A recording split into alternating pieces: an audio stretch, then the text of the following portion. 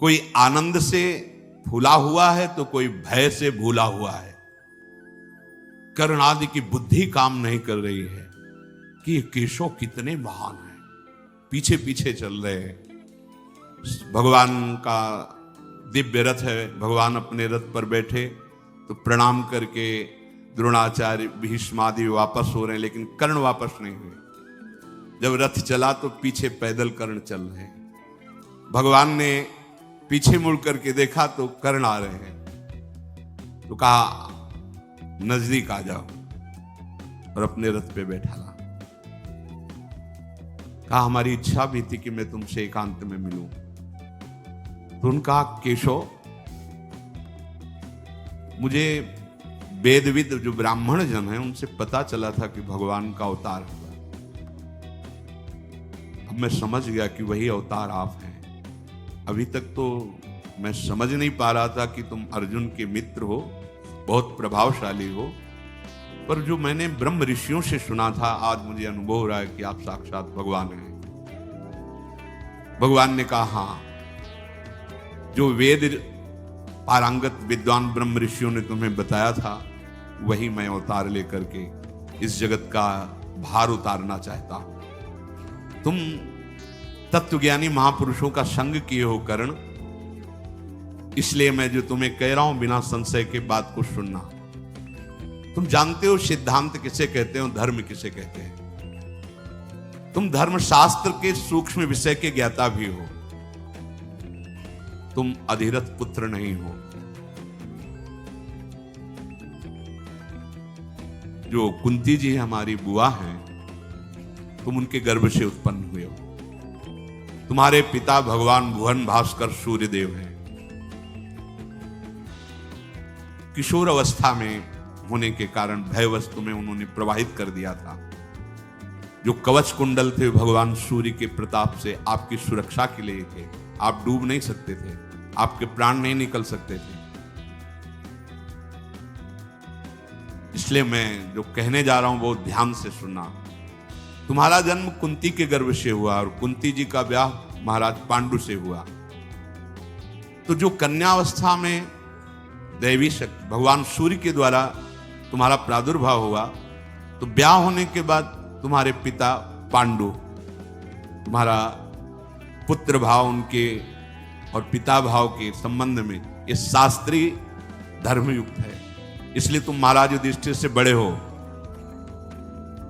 आज ही मैं चल करके बता देता हूं युधिष्ठिर जी को कि कर्ण तुम्हारा बड़ा भाई है। तत्काल वो तुम्हारे चरण छुएंगे।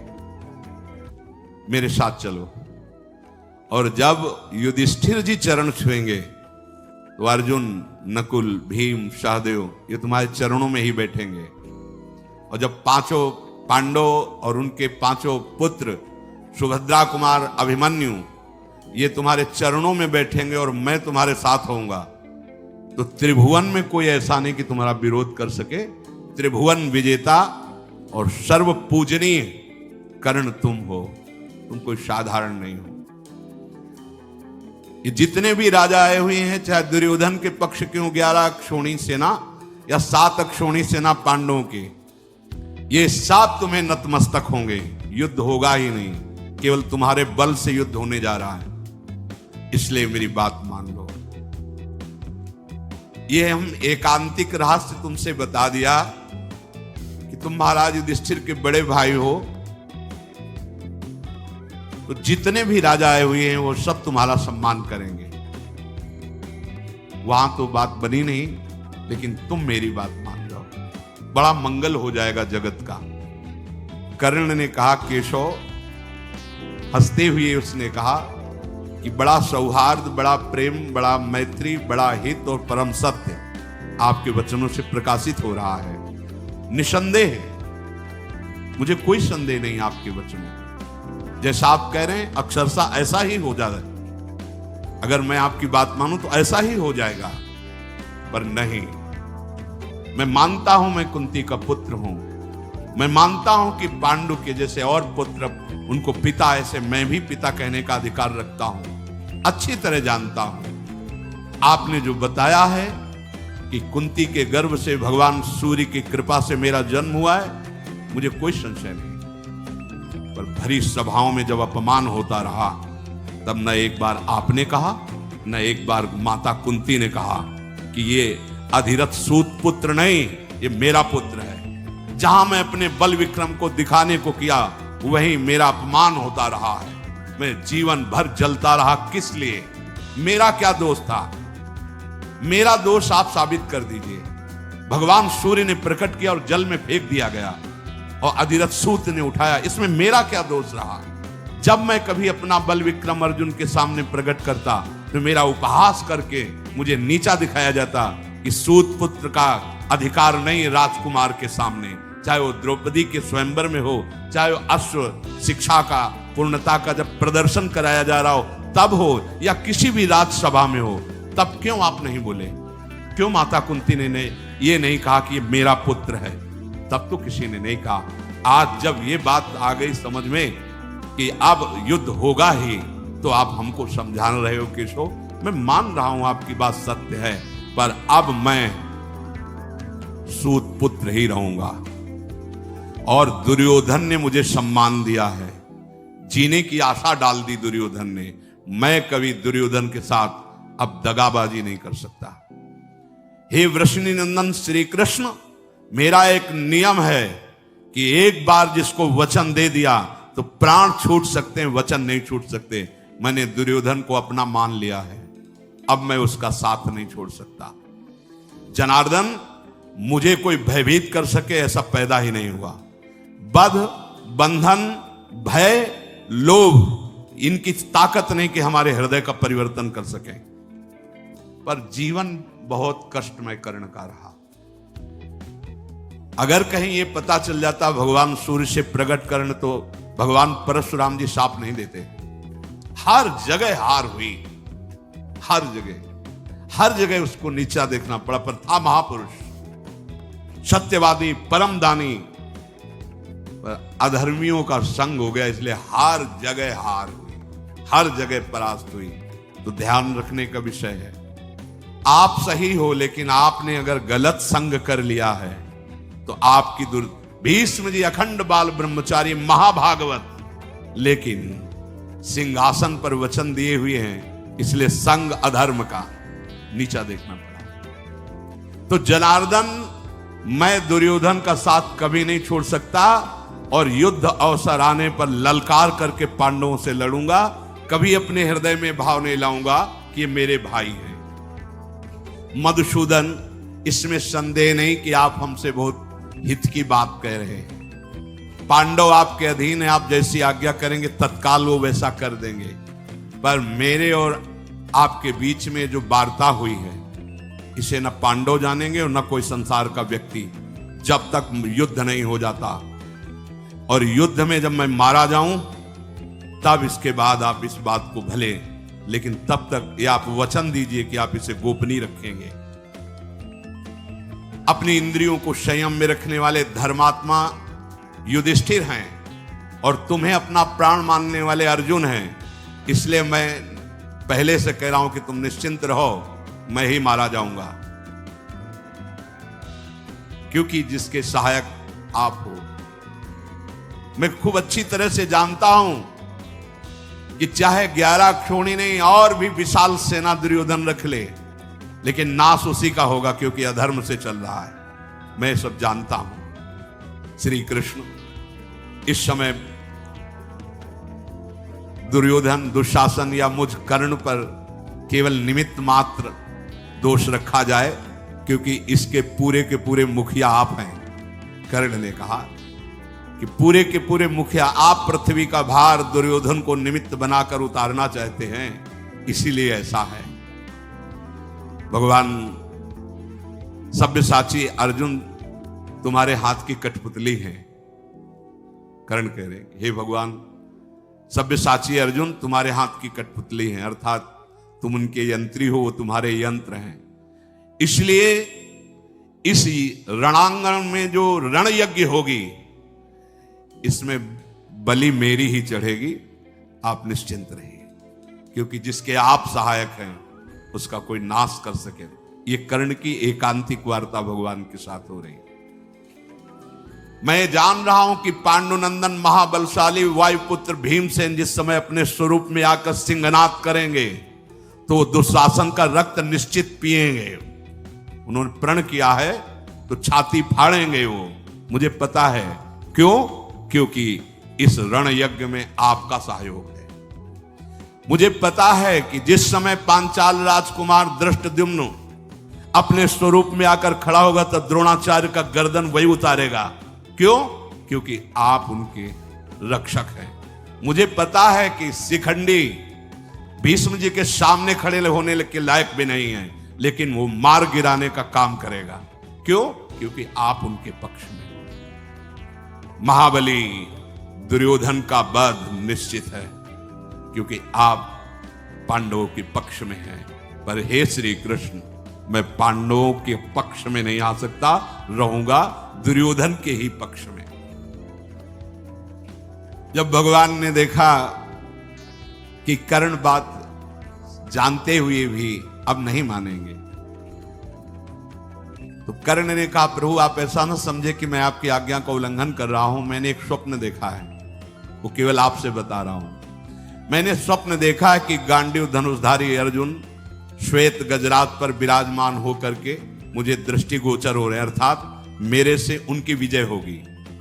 मैंने देखा है कि दुर्योधन में केवल 3 के मस्तक पर श्वेत पाग है और सबके लाल है, अर्थात सब मारे जाएंगे। 11 क्षोणी सेना में केवल 3 बचेंगे, अश्वत्थामा, कृपाचार्य और कृतवर्मा। ये 3 के माथे पे केवल सफेद पाग है, से सब मारे जाएंगे। जनार्दन, ये जो मैंने स्वप्न देखा है इससे मुझे निश्चित हो चुका है कि पांडवों की विजय होगी, कौरवों का विनाश होगा, साथ में मेरा भी। पर मैं डरने वाला नहीं हूं, मैं ललकार ललकार कर अपने भाइयों को मारूंगा, पांडवों को, पक्का। आप मुझे अब समझाने की चेष्टा न करें, अब मैं रहूंगा इसी पक्ष में। भगवान मुस्कुराए और रथ से उतरकर प्रणाम किया और कर्ण चला गया। और भगवान उपप्लव्य नगर की तरफ दारुक रथ हंकवाया। विदुर जी को बहुत चिंता हुई। विदुर जी कुंती के पास गए और कहा, चिरंजीवी पुत्रों को जन्म देने वाली भारी संकट उपस्थित है। भगवान आए, संधि करवाने की चेष्टा की, नहीं हुई। भगवान का अपमान हुआ, कैद करने की, बंदी बनाने की चेष्टा की। अब वो वापस चले गए हैं, मतलब युद्ध पक्का। और युद्ध पक्का तो मुझे केवल डर है कर्ण से। गांडीव धनुषधारी अर्जुन से अगर कोई लड़ सकता है तो कर्ण लड़ सकता है। मेरे हृदय में बड़ा शोक उत्पन्न हो रहा है। ये धृतराष्ट्र बूढ़े हो गए हैं, पर इनकी बुद्धि अभी लोभ से ग्रसित हो रही है। कैसे इनको समझाऊं? मेरा हृदय बड़ा अशांत हो रहा है। भीष्म पितामह, द्रोणाचार्य, कर्ण, ये सब दुर्योधन के साथ हैं। कोई उपाय नहीं दिखाई दे रहा। विदुर जी की आंखों में आंसू आ रहे हैं। कोई उपाय नहीं दिखाई दे रहा जिससे मैं इस युद्ध को रोक सकूं, इस जनसंहार को रोक सकूं। कर्ण बहुत बलवान है, मैं अंदर से जानता हूं। कुंती जी ने कहा, आपको भी अभी तक एक बात मालूम नहीं है, वो बात मैं बताती हूं। मैं जब पिता के घर में रहती थी तो साधु सेवा का मुझे अधिकार मिला था कि आए हुए अतिथि सेवा को। तो उस समय महान तप के धनी दुर्वासा ऋषि आए और अतिथि सेवा मुझे मिली। जैसा सावधानी से सेवा करनी चाहिए वैसी सेवा की। वो प्रसन्न हुए और मुझे एक मंत्र दिया कि इस मंत्र से कभी भी किसी भी देवता को बुला। तो मेरे मन में चापल्यतावश ऐसा हुआ कि मैं भला सूर्य को बुलाऊं, तो सूर्य देव आ गए और उन्होंने मुझे एक पुत्र प्रदान किया जो कन्यावस्था में ही प्रकट हुआ। वही ये पुत्र कर्ण है। तुम भयभीत मत रहो कर्ण से, वो मेरा पुत्र है। मैं जाऊंगी और आज्ञा करूंगी, वो अवश्य मेरी बात मानेगा। विदुर जी को प्रसन्नता हुई कि यदि ऐसे युद्ध रुक जाए तो बहुत अच्छा है। माता कुंती, समय कर्ण का एक निश्चित था, ब्रह्म मुहूर्त से खड़े हो जाते थे और जैसे जैसे सूर्य उदय होते वैसे वैसे मुख करते हुए भीषण धूप में भी ऐसे मंत्र उच्चारण करते हुए गंगा जल में और उस समय नियम था अगर कोई भी आकर कुछ मांग ले वो दे देते थे। ठीक उस समय माता कुंती गई, देखा दोनों भुजाओं को भगवान सूर्य की तरफ ऐसे किए, गंगा जी में खड़े हुए मंत्र जाप कर रहे हैं। नजदीक गई तो छाया सी दिखाई दी, मुड़ करके कर्ण ने देखा तो कहा राजमाता आपके चरणों में प्रणाम है, इस समय आपका यहां आना, आप इस कर्ण से क्या चाहती हैं? देवी मैं अधिरथ पुत्र कर्ण हूं, यह बात आपको पता है? क्योंकि भगवान ने बताया ना, इसीलिए वो भी कड़ुआ बोल रहा है। मैं अधिरथ पुत्र सूत पुत्र कर्ण हूं, ये बात आपको पता है?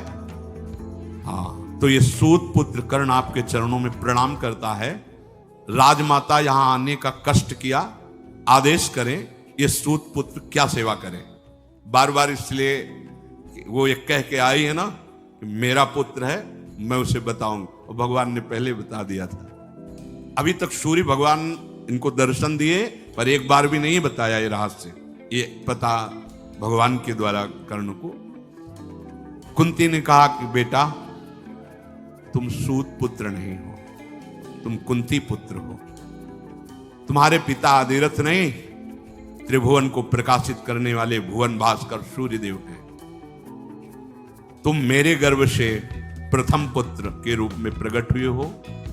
जिस समय मैं कुंती भोज राजा के यहां रहती थी उस समय तुम्हारा प्रादुर्भाव हुआ।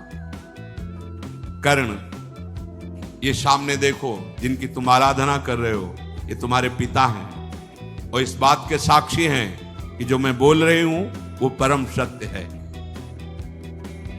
बेटा ये युद्ध होने जा रहा है, प्रधान तुम इसके हो, तुम अपने भाइयों से अपरिचित हो, ये पांडव तुम्हारे ही भाई हैं। तुम्हें धृतराष्ट्र पुत्रों की पक्षवृत्ति लेकर युद्ध नहीं करना चाहिए, तुम मेरे पुत्र हो। पूर्व काल में जिसका उपार्जन किया गया अर्जुन आदि के द्वारा लोभवश इन दुष्टों ने कपट करके वो सब ऐश्वर्य अपहरण कर लिया है। अब मेरे पुत्र उसके लिए जरूर युद्ध करेंगे, तो तुम्हें पता हो जाना चाहिए कि अर्जुन और तुम भाई भाई हो, फिर युद्ध किस बात का? तुम हो जाओ तो युद्ध होगा ही नहीं, इस बात को स्वीकार करो। कर्ण ने कहा इस महान रण यज्ञ की वेदी पे पीठ दिखाने वाला ये सूत पुत्र नहीं है, अब ऐसा कभी नहीं हो सकता। सर्वगुण संपन्न पांडव हैं, मैं जानता हूं।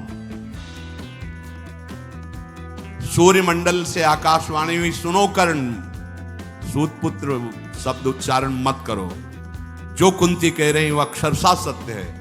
तुम मेरे पुत्र हो, मैंने तुम्हें बताया आकाशवाणी सूर्य की। जो ही कर्ण ने इस वाणी को सुना तो प्रणाम किया सूर्य को भी, और कुंती से कहा माता मुझे पहले से पता है कि आप मेरी माता हैं और भगवान सूर्य मेरे पिता हैं। माता कुंती, भगवान सूर्यदेव इनसे मेरा प्रादुर्भाव हुआ है, पर मैं ना आपकी बात से विचलित होने वाला हूं और ना भगवान सूर्य की बात से। वचन दिया है दुर्योधन को, अब ऐसा नहीं हो सकता। राजमाता आप और जो कुछ मांगो सो मांग लो, मैं इस समय ना नहीं कहता, पर अगर ये मांगो कि अर्जुन से युद्ध ना हो तो अब ऐसा नहीं हो सकता। क्या आप चाहती हो, आज्ञा कीजिए। माता कुंती ने कहा कि हमें चाहती कि हमारे 6 पुत्र हैं, 5 पांडव और एक तुम, 6 पुत्रों में एक भी नहीं मरना चाहिए। उन्होंने कहा कर्ण ने कि आज तक हमने कभी किसी को ना नहीं कहा। आपने किस सभा में कहा है कि आपके 6 पुत्र हैं? बहुत हृदय से दुखी कर्ण रहे, कभी कभी किसी ने सपोर्ट नहीं किया, न भगवान सूर्य ने कहा कहीं और न माता कुंती। जहां भी अपनी तो उसको नीचा दिखाया, ए सूत पुत्र, तो राजकुमारों के समान। तो 6 पुत्र हैं आपके, आपने किस सभा में घोषित किया है? कभी किया है? आज जब आपने देखा है कि आपके पुत्रों पे, प्राणों पे बने आई है, तो आप अब यह कहने चली आई हो कि कर्ण तुम मेरे पुत्र हो, पांडु तुम्हारे भाई हैं। मैं दुर्योधन का आश्रय लिया, मेरा जीवन निर्वाह दुर्योधन ने किया, मैं प्राण भी उसी को दूंगा, उसी के लिए न्यौछावर करूंगा। मैं कभी झूठ नहीं बोलता और मैं कभी मांगने वालों को ना भी नहीं कहता। तो इसलिए दैव बड़ा बलवान है, तुमने 5 पुत्र सदैव घोषित किए हैं, 5 ही रहेंगे, तुमको भी विमुख नहीं करेंगे। युद्ध का अवसर आएगा और जब युधिष्ठिर, भीम, नकुल, सहदेव, इनको मैं ऐसी दशा में पहुंचा दूंगा कि वध कर सकता हूं, उस दशा में मैं इनको छोड़ दूंगा, लेकिन अर्जुन को नहीं। या अर्जुन मुझे मारेगा तो 5, या मैं अर्जुन को मारूंगा तो आपके 5। आपने सभा में सदैव 5 पुत्र बताए हैं, 5 ही पुत्र रहेंगे, या कर्ण जाएगा या अर्जुन जाएगा। कुंती देवी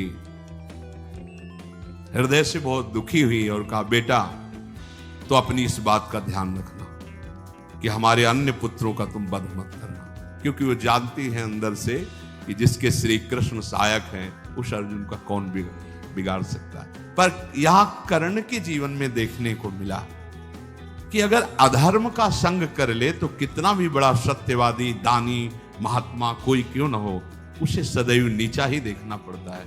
इसलिए कुसंग का त्याग करते हुए भगवद आश्रित होकर निरंतर जाप करने से नाम का, मंत्र का, गुरु वचनों का, जीव का परम मंगल हो जाता है। कभी एक क्षण भी नाम न भूले, ऐसी सावधानी रखिए। शेष चर्चा आगे। श्री राधा वल्लभ लाल की।